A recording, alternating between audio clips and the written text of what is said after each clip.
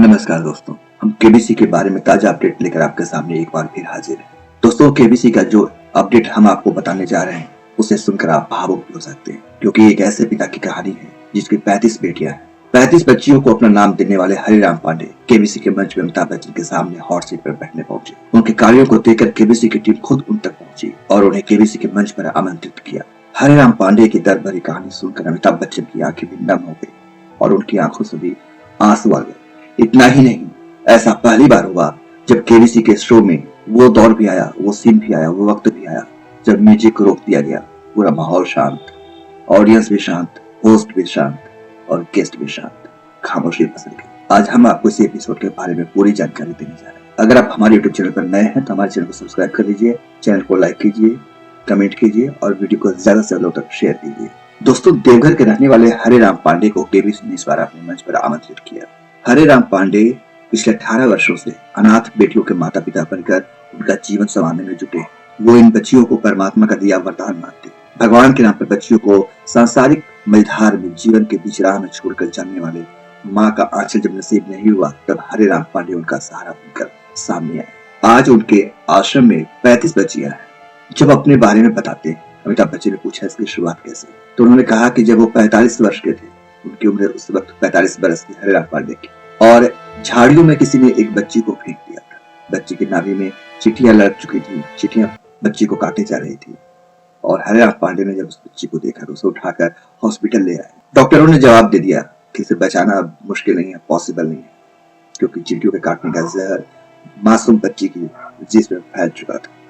तब हरिराम पांडे ने डॉक्टर से कहा, आपका काम इलाज करना है, आप इलाज करिए, बाकी सब ऊपर वाले पर छोड़ दीजिए। और वो कहते हैं कि उसके बाद वो वहीं हॉस्पिटल में बैठ गए। डॉक्टरों ने अपना इलाज शुरू कर दिया और फिर ऊपर वाले की मेहरबानी से बच्ची बच गई। हरिराम पांडे बताते हैं कि इसके बाद वो और उनकी पत्नी की ड्यूटी हॉस्पिटल में लग गई जब तक कि बच्ची ठीक नहीं हो गई। और जब बच्ची ठीक हो गई तो उसे लेकर वो अपने घर चले आए और यहीं से उनका यह कार्य शुरू होता है।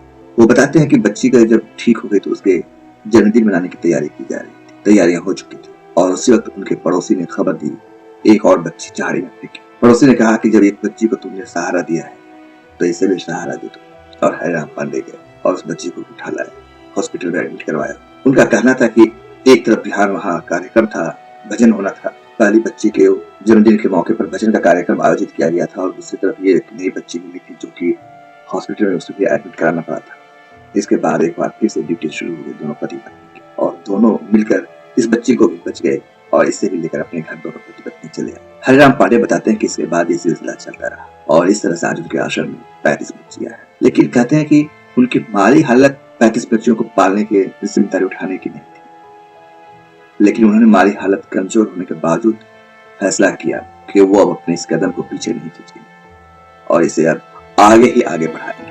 एक वाक्य का जिक्र करते हुए कहते हैं कि दूध लेते थे वो बच्चियों को देने के, तो दूध वाले ने दूध देने से मना कर दिया, कहा कि अब आप पुराना बकाया क्लियर करें तभी हम आगे का दूध आपको देंगे।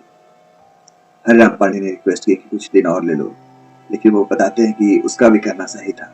दूध वाले ने कहा कि हमें भी गाय को, जानवरों को चारा खिलाना पड़ता है और उसके लिए पैसे चाहिए, तभी दूध आपको देंगे। अब हरिराम पांडे के पास मुसीबत खड़ी हो गई कि वो पैसे लाए कहां से, क्योंकि उस वक्त उनके पास पैसे नहीं। वो बताते हैं कि सिलबट्टा पर उनकी पत्नी खाना बनाने के लिए मसाला पीसती थी, तो उसमें बहुत वक्त भी लगता था और मेहनत भी लगती थी।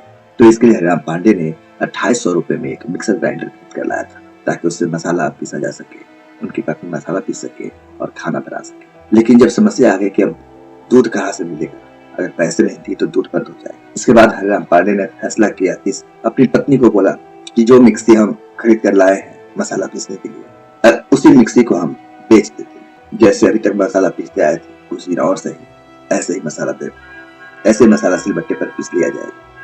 वो बताते हैं कि उनके हर फैसले में पत्नी ने उनका हर कदम पर साथ दिया और फिर मिक्सी को बेचने की बात तय हुई। इसके बाद अब मिक्सी को बेचने के लिए किसी ऐसे आदमी को ढूंढा जा रहा था जो मिक्सी को खरीद सके। ये सब बताते हुए हरिराम पांडे की आंखें छलक आती हैं और वो अपने गमछा लेकर आए हैं जो कंधे पर रखे होते हैं, उसे अपने छलक आई आंखों को पोंछते हैं, आंसू पोंछते हैं और वो कहते हैं कि 2800 रुपए में हमने मिक्सी खरीदी थी। फिर एक सज्जन तैयार हुए जिन्होंने 2400 रुपए में उस मिक्सी को खरीद ली और इन्होंने फिर वो 2800 रुपए की खरीदी हुई मिक्सी 2400 रुपए में उस शख्स को दी थी और उस 2400 रुपए उन्होंने हरिराम पांडे ने उस दूध वाले को दिए तब उसने दूध देना जारी रखा। वो कहते हैं कि कुछ जमीन है उनके पास और जो आमदनी होती है सैलरी उससे इतने बच्चों का पालना आसान नहीं है, गुजारा नहीं चल पाता। तो इसके लिए वो कई लोगों के पास जाते हैं, लेकिन ये भी कहते हैं वो कि अब उम्र के इस पड़ाव पर आकर ज्यादा मेहनत नहीं हो पाती, थोड़ा थक गए हैं वो, पहले जैसी एनर्जी उनके शरीर में जिस्म में नहीं बची। दोस्तों आपको ये भी बता दें कि केबीसी की टीम ने हरिराम पांडे की 35 बेटियों में से 9 बेटियों को मंच पर लाया। चूंकि नवरात्रि चल रही है तो नव शक्ति को दिखाने के लिए वो मंच पर लाए। एक और वाक्य बताते हैं हरिराम पांडे जो बहुत ही दिलचस्प। वो कहते हैं कि जब वो अपनी बच्ची का एडमिशन करवाने स्कूल लेकर गए तो स्कूल में फॉर्म भरने के लिए दिया और उसमें माता का नाम पिता का नाम कॉलम था। अब जिन बच्चियों को उन्होंने झाड़े से उठाया है उन बच्चियों के माता का नाम पिता का नाम कैसे बता सकते हैं। एक बार फिर से समस्या खड़ी हो गई। अब इन बच्चों को एडमिशन करवाने के लिए स्कूल में उन्हें माता और पिता का नाम देना था। तब हरिराम पांडे ने कहा आज ये बच्चियां मेरी है और मैं ही इनका पिता हूँ और पिता के नाम पर हरिराम पांडे लिख दो। इसके बाद आधार कार्ड में बच्चों के पिता का नाम हरिराम पांडे कर दिया गया और माता के नाम की जगह पर इनकी पत्नी का नाम दर्ज कर दिया गया। बच्चियों को माता पिता का नाम मिल चुका था और अब वो स्कूल जा सकती थी, लेकिन सवाल था उनके पढ़ने के लिए इतने पैसे आएंगे कहाँ से।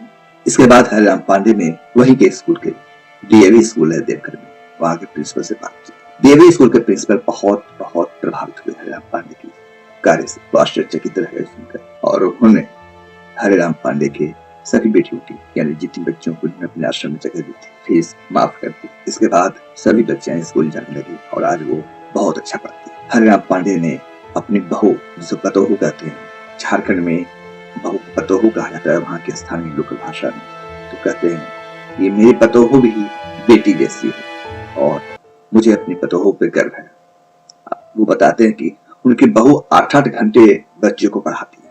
आज वो इतनी शानदार हिंदी बात करती है, अंग्रेजी बोलती है बच्चियां, तो वो सब उसके पीछे उनकी बहू का हाथ है। उनकी बहू भी उनके इस काम में हाथ बटाती है और बच्चियों को पढ़ाती है। दोस्तों हरिराम पांडे का काम देखकर जो वो कर रहा है उनके सामने पूरा देश नतमस्तक है। पूरा देश हरिराम पांडे के काम को सलाम करता है। हम भी हरिराम पांडे के कार्य को सलाम करते हैं, उनके जज्बे को सलाम करते हैं। जो वो काम कर रहे हैं बहुत ही शानदार कर रहे हैं।